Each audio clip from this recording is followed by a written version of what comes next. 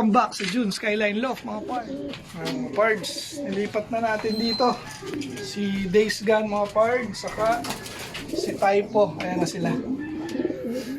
Kasi nga gagamitin natin tong area na to para sa mga South young birds. Then ayan na mga pards. So today ang gagawin natin, magbibigay tayo ng multivitamins at ang tawag doon, yung calcium sa ating mga inakay dahil nga malalaki na. So ito nga pala yung ginagamit natin mga pards, natin sponsored.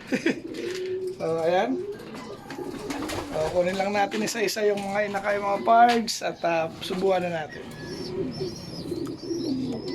Okay, na nating bibigyan mga pards yung anak ni parehong blue bar to. Anak ni Good Luck saka ni Mujige. Kayo pong mga ayan, so calcium saka itong multivitamins. Kayo pong mga bata-bata mo pa eh. Ayan, so kulay nila mga parts parehong blue bar tingin ko. Hindi pa. Hindi muna, baka hindi blue bar eh. Kasi ang nanay nito, ang tatay is si Good Luck blue check. So baka mag blue check pa ito mga parts. Ayan, so hindi ko na lahat ipapakita. Pero yun nga, ilan ba to? 4, so 2, 4, 6, 8, 10, so 12 na young birds yung bibigyan ko today. Okay. Ayan mga pards, nabigyan na natin sila lahat. So ito na yung itsura ng ating first batch. Ayan, ang ganda na ito mga pards. So parehong off color yung nilabas ni ni Jelema saka ni nakalimutan, si Whitney pala. Ayan, parang yung isa ay nandun sa dulo, red check, tas Grisel tong nasa harap. Then ito, anak naman to ni ni GB. Sa ni Lady NT, ayan, nagtatawag na ulit. Mukhang ilalabas na yung second clutch nila. So ayan, bigyan na rin natin yan. Saka yung nandito nga, yung pinakita natin. So yung anak ni Good Luck saka ni Mujige. Ayan, nabigyan na pala natin ng pangalan. Ito, si Mujige na siya ngayon mga pards. Ayan.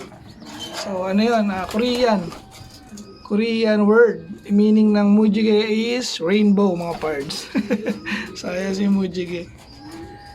Tapos ito, nabigyan na rin natin yung rito, 4 yung mga unang batch.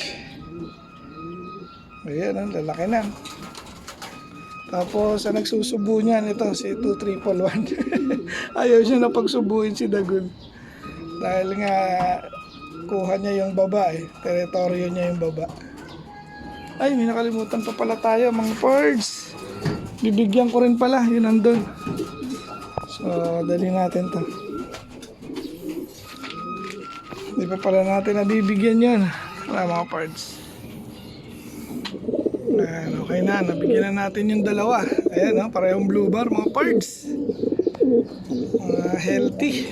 So, buti naman, umukay na ulit tong yaya natin. Dahil ng mga nakaraan nga, hindi nakakabuhay ng dalawa. So, naka-recover na ulit itong Yaya Bells 1 natin. Ayun, napakatapang nito, nakakaasar.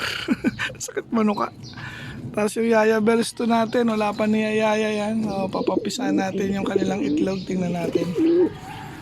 Dahil baka pag palitan natin yung aalagaan nila pag nagpisahan. Dahil walang kasabay medyo delicate. Baka nila subuan mga pards. Tapang talaga nito. Ito mga pards, pero nga pala tayong pinaalaga sa tropa. Dahil nga ito yung niyaya nitong mga to, kaso biglang binitawan. So buti na lang meron tayong tropang nagsusubo, sinabay natin. Inbreed ito ni Layla Mac doon sa tatay niya. Ayan, oh. Kala ko hen, kaso mukhang magiging barako ito mga pards. So pagulangin ko muna, tignan natin kung ano magiging gender nito mga pards. Ayan, oh, mukhang netoy. Netoy na netoy lang ang mga ibon. Ayan, oh, yun nga lang, nilagyan ko yan ng south ring. So bahala na, papaamuhin din kasi natin to. Ayan mga pards. Salamat nga pala ulit mga pards dito sa nagpasuksok. Ayan, meron na naman tayong nagpasuksok ng dalawang MacArthur ring. So second time niya na to mga pards. Yung una ay pang north niya.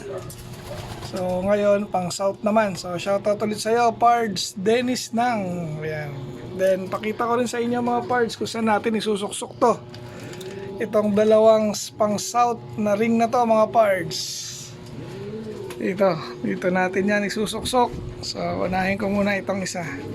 Since sakto nga yung pagkakadala ng ring niya, dito natin isusuksok yan mga pards sa anak ni Team Yahoo, yung ating 13th overall or 13th placer ng MacArthur National Race sa PHA mga pards.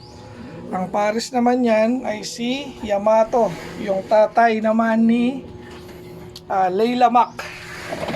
So ito nga ang mga susuksukan nung ring na yon mga pards.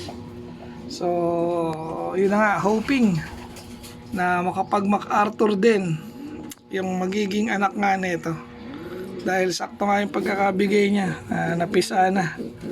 Ayan, no? So 3 to 4 days sasalpak na natin yan dito.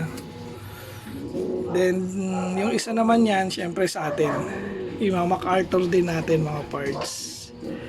Ayan, oh, grabe, oh, pang malakasan mga pards. Ayan, oh, magkasilaki, oh. So tatay to ni Layla Mac, yung ating nag third placer. Then pinares nga natin dito kay Team Yahoo, yung 13th placer. Then ngayon naman dun sa isa, grabe, pang malakasan to, pards Dennis. So, dito naman sa kabila. So syempre susuksok natin sa mismong anak din ni Layla Mac mga pards, yung ating third placer ng MacArthur National Race. Nagdalawa rin to mga pards. Ayan, no? Swerte mo pards. Ayan, dalawa yung inakay niya. Ang pares naman yan si 781. Saan na yun? Saan ka 781? Ayan, ito. Ito naman yung ating super set winner sa NHPC ng Old Bird at Katiklan Clacker ng Invitational Race. So halos ano to, magkamag-anak, dahil yung nanay nito at saka yung nanay nito mga pards, isa lang. So magkapatid sila sa nanay. So line breed kumbaga. So tingnan natin. O yan, pards Dennis. So ni-reveal ko na kung saan natin nasusuksok yung in-acquire mong inakay, or yung i-acquire mong inakay sa atin. Okay, so ganito na lang yung ating video for today. So shoutout ulit sa lahat ng aking mga bagong subscriber and follower, lalo na sa ating FB page. Then ayun, so shoutout Dennis Nang, shoutout Hansel, Noma, shoutout sa inyo. Hanggang sa muli, paalam.